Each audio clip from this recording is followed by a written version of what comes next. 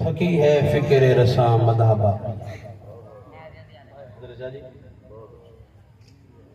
تھکی ہے فکر رساں مدح باقی ہے۔ ساڑھے بزرگ ساڑھے اکابر کسی نے زبان نل بیان کی تھی، کسی نے قلم نل گالو ہی یہ تھکی ہے فکر رساں مدح باقی ہے۔ میں کچھ حصہ ملان آیا اس امید تے کل قیامت دن ساڑھے تے بھی کو نظر کرم ہو جائے۔ میں کوشش کروں گا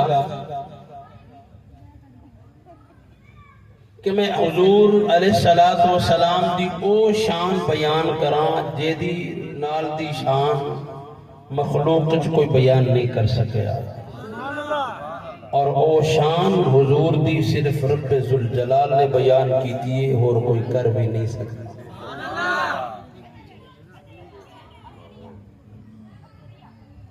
اللہ دی لارائب کتاب جو چند مقامات تھے سامنے پیش کروں گا۔ میرے دوستو 1,24,000 انبیاء علیہ السلام دنیا تے تشریف لے آئے۔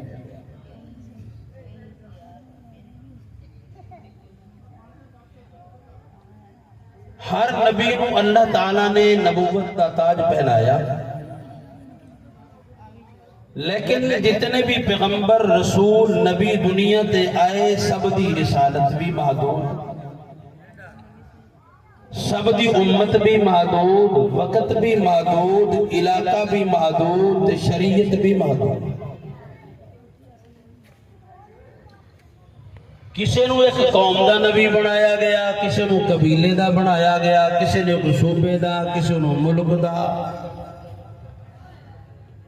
کسی نو کسی زبان والیاں دا نبی بنایا گیا۔ قرآن مقدس ان انبیاء علیہ السلام دا تذکرہ فرما رہے ہیں۔ فرما وَلَقَدْ أَرْسَلْنَا نُوحًا إِلَىٰ قَوْمِهِ فَقَالَ يَا قَوْمِ،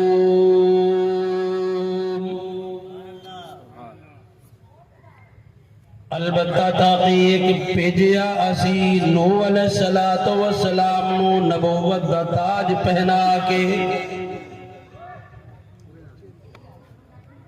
دی طرف بھیجیا الى قومه انہاں دی قوم دی طرف۔ تے نوح علیہ السلام نے اپنی قوم نو خطاب فرمایا یا قوم، او میری قوم دے لوگوں۔ مطلب نوح علیہ السلام ثانی آدم کہلوان دینے 950 سال تبلیغ کی تھی، لیکن وہ بھی اپنی قوم نو تبلیغ کی تھی۔ حضرت ابراہیم علیہ السلام تشریف لے آئے تھے، وہ بھی ایک قوم دے نبی۔ حضرت صالح علیہ السلام آئے تھے، وہ بھی ایک قوم دے نبی۔ حضرت ہود علیہ السلام آئے تھے، وہ بھی ایک قوم دے نبی۔ حضرت موسیٰ علیہ السلام آئے تھے، وہ بھی ایک قوم دے نبی۔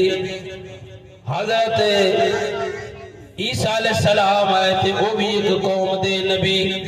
پر میں قربان جاواں آمنہ دے لال تو، میں قربان جاواں محبوب رب ذوالجلال تو، رحمت للعالمین تو، راحت للعاشقین تو، شفیع المذنبین تو۔